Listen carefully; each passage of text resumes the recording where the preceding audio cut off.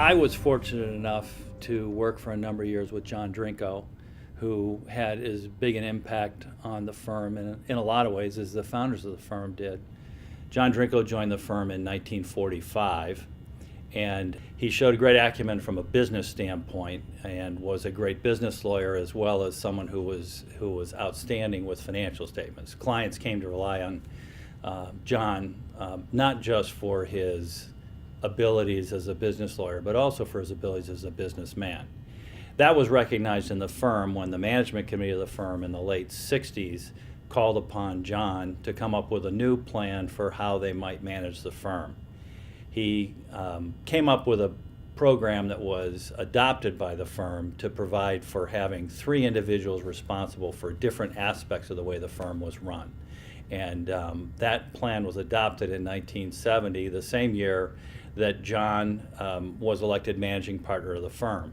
It was during John's years that the firm expanded probably more than it ever has in its history in a relatively short period of time.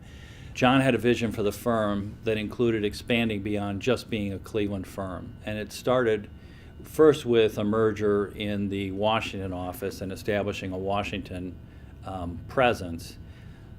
In the late 70s and early 80s, we added offices through mergers in Columbus, Orlando, and Denver, bringing us to over 200 lawyers. And at that point in time, we were one of the true national firms and at the forefront of that movement.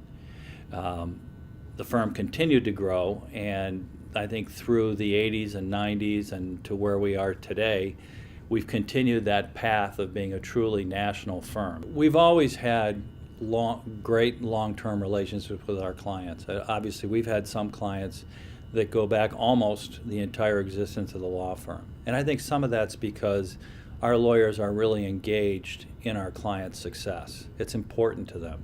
Number of our largest clients, we've been involved in forming them before they were even public companies, been involved in their initial public offerings and the acquisitions and other transactions they've engaged in to become the large clients they are today.